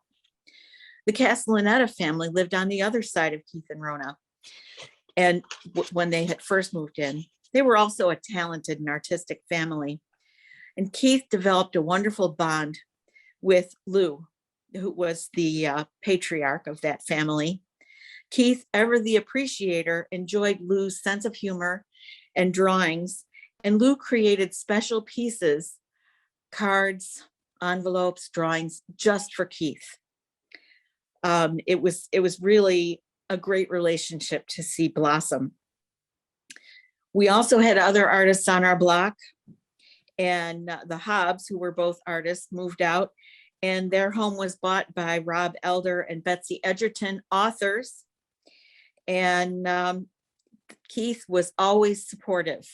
Any neighbor who had an opening, who was having a book signing, he would try to go, or at least give it a shout out on Facebook, or if it was their kids, Nikki Powell's, just supporting anyone in what they were trying to do creatively.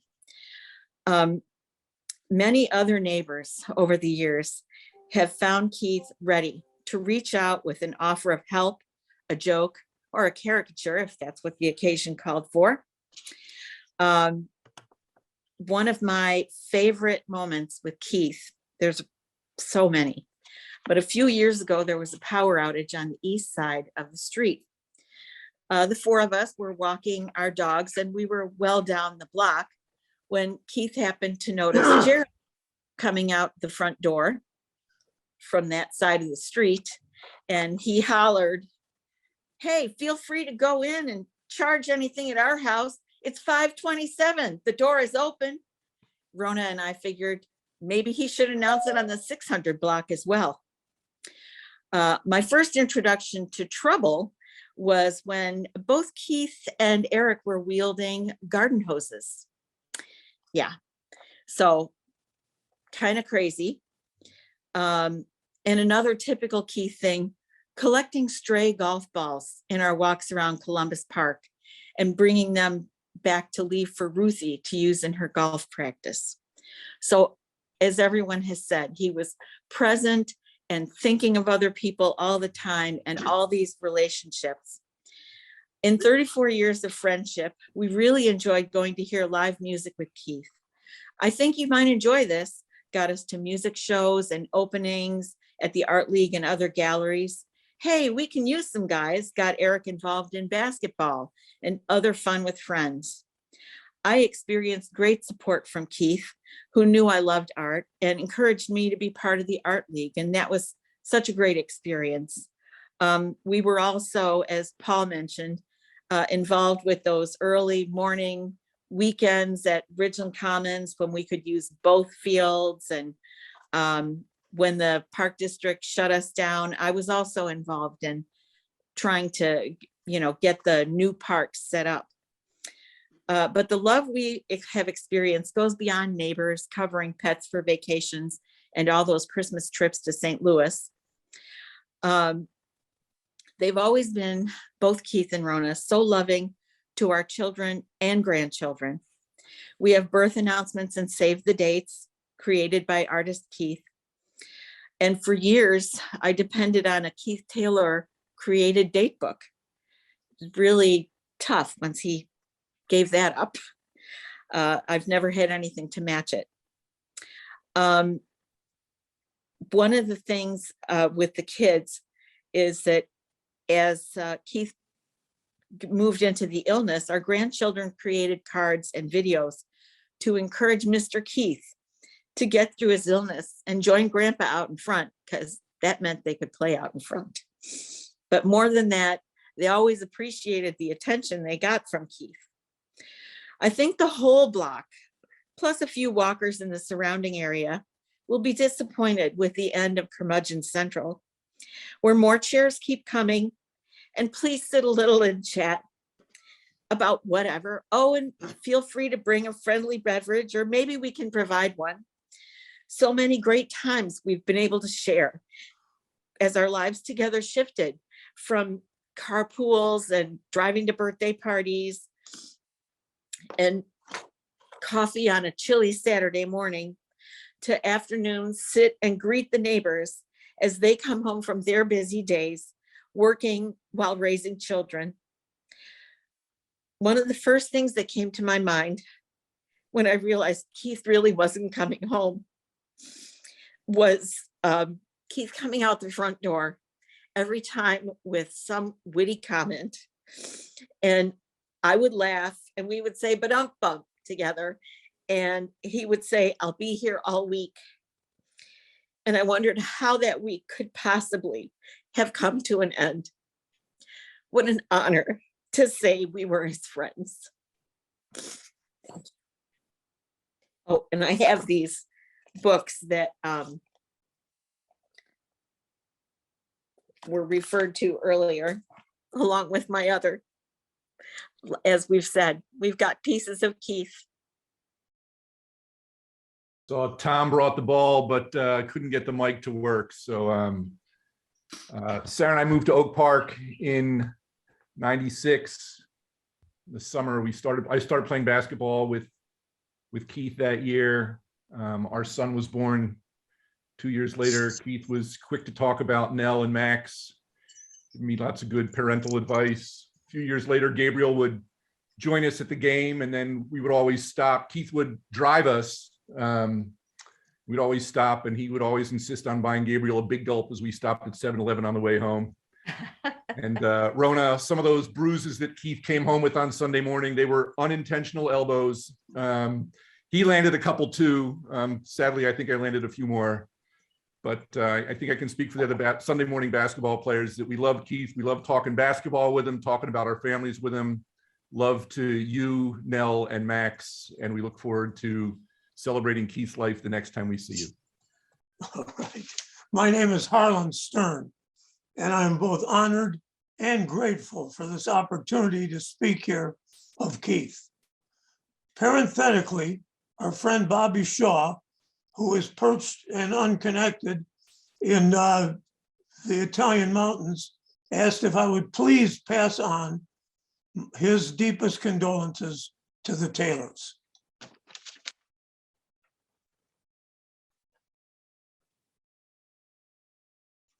Keith and I spent much of our working years in a 2-block stretch of taverns along Lincoln Avenue. That enclave developed over time into a cohesive and caring community. We shared each other's triumphs and trials. There was our own softball league. We had bus trips together, art shows, and endless pranks. The pranks, among many of us, remain the stories most retold. When I read of Keith's passing, many of my own primal recollections and episodes were of those early days. But I knew as I reminisced that those recollections were about a time, not a person. I wanted to recall him in a manner more fitting his essence than the one of him wiping Reddi-wip from his eyes and beard. He was deceptively fast. It was the only time I ever got the drop on him. With his passing, I then spent the days, the hours after, jotting down some notes about, the depth of the person. And at this point, with your permission, I'd like to recite what emerged from those notes. Regarding Keith, not for him the trappings of the artist, the burden of pretense, just his medium, the cartoon, offered without fanfare or puffed chest. Not for him, the gentleman bartender, to contrive bravado, even when cause opportuned. He who for those years could shepherd's other indulgence and patiently decipher the gibberish. Not for him, to present himself at another's expense to elevate his own stock. Not for him, flirtation that would disrespect his Rona. But for him, the keeper of agreements, both incidental and sustained, brought to every encounter full attention to the moment and his generosity of engagement, his own offer of deference, as natural as hair to those he greeted. The essayist John McPhee once penned in praise of the integrity of endeavor, as if the two had met. He always gave good weight. Fine it was all these years for any of us to boast. Keith and I are friends. Thanks. This recording is from the last night at Holstein's, which is a bar that Keith worked at on Lincoln Avenue. And the song that Fred Holstein is singing ended up sort of being an anthem for every folk concert we ever went to. So Nell asked me to remind you at the end of this, please fold your chairs and stack them in the racks on the side. Thank you very much. Thank you very much. Thank all of you. And I see many familiar faces that I've seen over the last 7 years and even before that. We'd all like to thank you very much. This has been an incredible experience for the three of us, Eddie, Alan, myself. And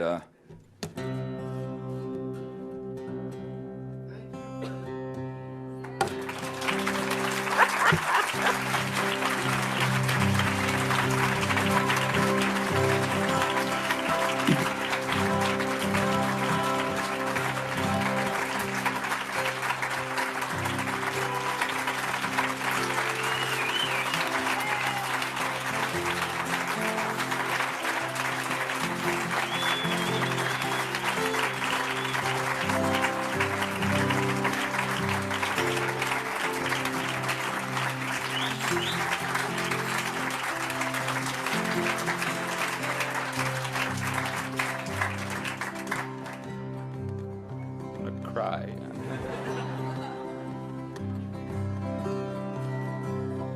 This is a song for all the good people, all the good people who touched up my life.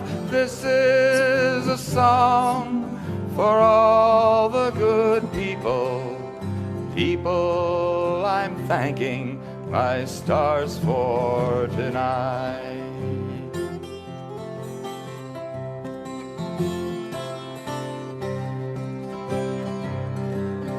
This is a song for all of my companions who knew what I needed was something they had. Food on the table and a heart that was able to keep me just this side of sad. This is a song.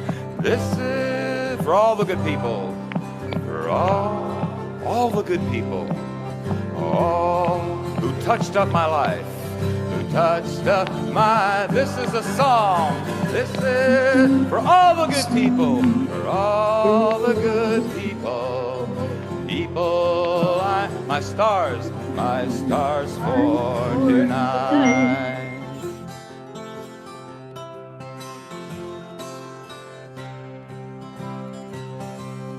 This is a song for all my good friends who shared up their time, some good and some bad.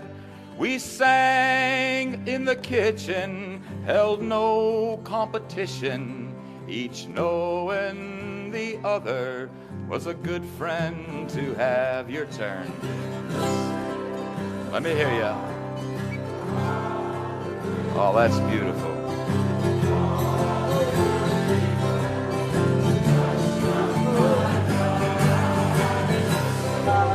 For all the good people, people I'm thanking my stars for tonight. People, I'm thanking my stars for tonight.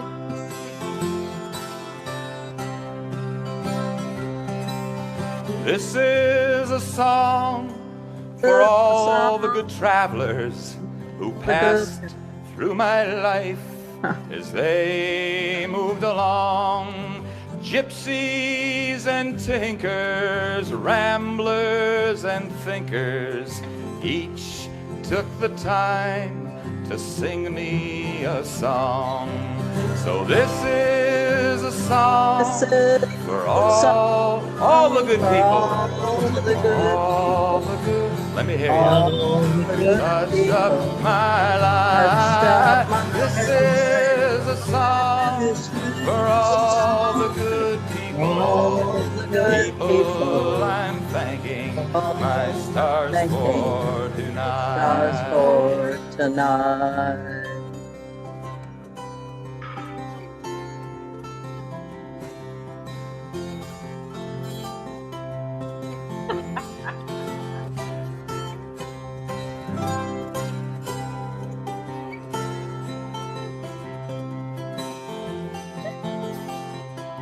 That's his 70th birthday. Oh, yeah. Some helped in hallways, some helped in small ways. Some always told me I was doing all right. Your turn.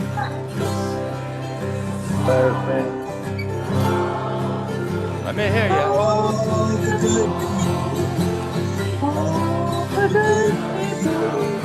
Oh, yeah. All right.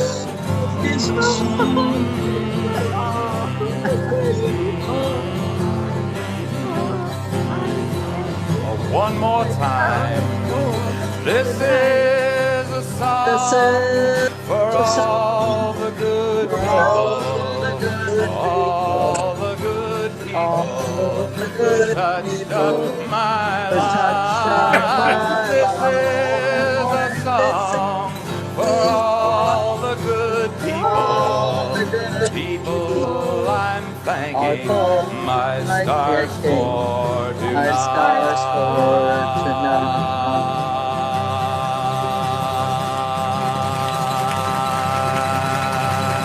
Thank you. Peace. Thank you.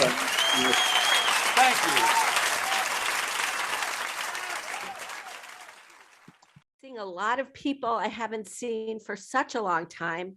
Hello, my dear cousin Irene, and Ray and Pamela Penny, and John Owens and Steve Rose, and the Flowers. Hello, Flowers, and Jim and Marty. And hi, Erin. I'm just sort of going through Stephanie and Clem. Hi, Nancy Fong. Boy, Nancy Fong came over with two of her kids one day and brought me the most beautiful note. I've gotten lots of cards from people, but Nancy's card had pages, and each one of her family members wrote a beautiful note. And Phalo made me some oxtail soup. So that was really delicious and fabulous. Hi, cousin Sandy and Tessa. Hi, Barry Hockfelder. Hi, Gail. Hi, Kazumis. Hello, Ruth Martin. Anybody that wants to speak, go ahead. I just want to say love to everybody. Is that Susan? Hi, Susan. Yeah, I lost I don't know what I did with my picture. So I just want to say hello and love you all. And this was absolutely beautiful. Thank you, Susan. And we miss you guys, all of you. And of course, Keith. It's been a long time since we saw you. Keith is an inspiration to me. Love to everybody. I'm going to get my sketchbook out. Hey, Rona, this is Sandy. Hi, Sandy. Just miss you, miss Keith. Miss some of the times we had in Chicago when I used to have to travel there and take the kids out to dinner. And Keith was an inspiration to Tess, and she's going to get her sketchbooks out again. Start to do some Great. 500 sketchbooks, are you kidding me? That's amazing. He's an inspiration. He's an inspiration to a lot of people. Sorry. Yes, as a fellow artist. Thank Sorry. Am I interrupting? I'm so sorry. No, come, let's have a conversation. What? I was thinking, you know, he's talking about the sketchbooks, and I say, let's find a nice summer day or a spring day, and we celebrate, and we all bring out our sketchbooks, and we bring to our, you know, bring Keith with us, and we just celebrate him on a nice warm summer day when we can all laugh with each other and leave all our cares behind like he would like us to do. Well, I would love that. Nell and I were talking about that. Maybe when the weather's good, those of us who are local can meet in Columbus Park, which is a favorite place for us, and have some food and share some art. We also, and Nell and I are trying to wrap our heads around this, have thousands of pieces of art, framed artwork, streams, cartoons, sketchbooks. We would love your ideas about what we possibly could do with those things. And if any of you want any of it, we're delighted to share them with you. Hey, Rona, let us know in advance when you're going to have that gathering, because it's worth we driving will. in town for. We will, and you can stay here. As usual. As usual. As usual. Is Columbus Park big enough for that? Oh my gosh, it is. It is totally big. I'm kind of joking. It's just that Keith's presence and in all of our lives and all the people he's touched, I can't imagine that a park is big enough for that. Well, we will. Pamela Penny, Fran Sampson, they know. Heidi Bellick, are you still here, Miss Heidi? We will meet at Columbus Park and it will be awesome. Rona, I'm going to be bringing these two characters and going for a walk soon in Columbus Park. We get a nice day. Well, this was very lovely. Thanks, Rona, for the invitation. Thank you all so much. We're so glad that you came and you could be with us. Thank you so much. I guess is everybody okay about ending the meeting now? Well, we love you, Rona. We Love you. Nell, are you okay about ending the meeting now? Anybody else? Anybody else want to talk? Yes. Dale, do you want to say something? You know, Not yet. I would like to say something. Please do. I just want to say, you know, he meant so much to all of us, as you know. And, you know, like, I don't know very many people who can speak truth to power and empower everyone else. You know, he's such a kind heart, and he was all courage. My God. When it still feels scary politically, but anyway, it's people like him that somehow give you the empowerment to know you can stand up to tyrants. Thank you, Fran. Thanks, Fran. I want to add to what Fran said, and I said, we just carry him with us, and we do what he would have us do. We feel the way he would have us feel, because he really represented all of us. And that's all I can say. Thank you. Hi, Avi. You want to say anything?